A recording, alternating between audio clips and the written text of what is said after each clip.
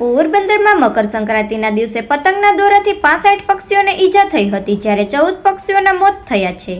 ઈજાગ્રસ્ત અને મોતને ભેટેલા પક્ષીઓમાં સૌથી વધુ કબૂતરની સંખ્યા હોવાનું જાણવા મળે છે.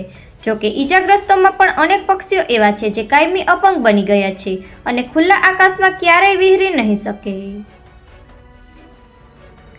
પોરબંદરમાં મકર સંક્રાંતિના પર્વે વન વિભાગ અને સંસ્થાઓ દ્વારા પતંગના દોરાથી ઘાયલ પક્ષીઓને સારવાર મળી રહે અને પક્ષીઓનો જીવ ન જાય તેના માટે સતત દોડધામ કરી હતી.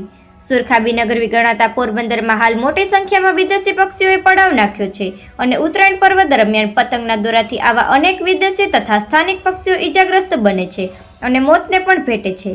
ત્યારે સેવાભાવી સભ્યો અને વન વિભાગના કર્મચારીઓએ તહેવારની ઉજવણીના બદલે પક્ષીઓનો જીવ બચાવવાની સતત કામગીરી કરી હતી અને તેના માટે પક્ષી અભયારણ્ય ખાતે ખાસ પ્રકારનું ઓપરેશન થિયેટર બનાવવામાં આવ્યું હતું, જેમાં ઈજાગ્રસ્ત પક્ષીઓની સારવાર માટે જરૂરી ઇન્જેક્શન, દવા, બાટલાનો સ્ટોક તથા ઓપરેશન માટેના સાધનો રાખવામાં આવ્યા હતા અને નિષ્ણાત તબીબોની ટીમ દ્વારા આ પક્ષીઓની સારવાર કરવામાં આવી હતી.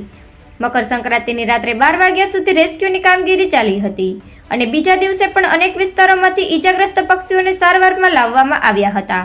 બીજા દિવસ સુધી કુલ 65 પક્ષીઓને ઈજા થઈ હતી, જ્યારે 14 પક્ષીઓના મોત થયા હતા.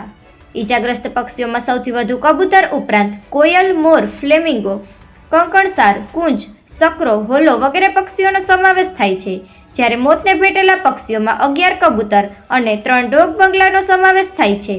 જોકે આ વખતે ઓછી પતંગ ઉડી હોવાના કારણે તથા લોકોમાં આવેલા જાગૃતિના કારણે ગત વર્ષ કરતાં આ વખતે પક્ષીઓને ઈજા અને મોતના બનાવોમાં ઘટાડો થયો છે.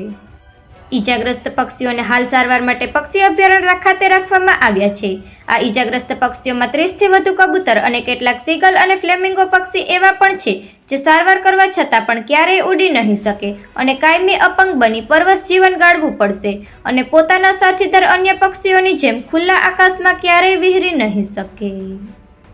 નિપુલ પોપટ, પોરબંદર ટાઈમ્સ.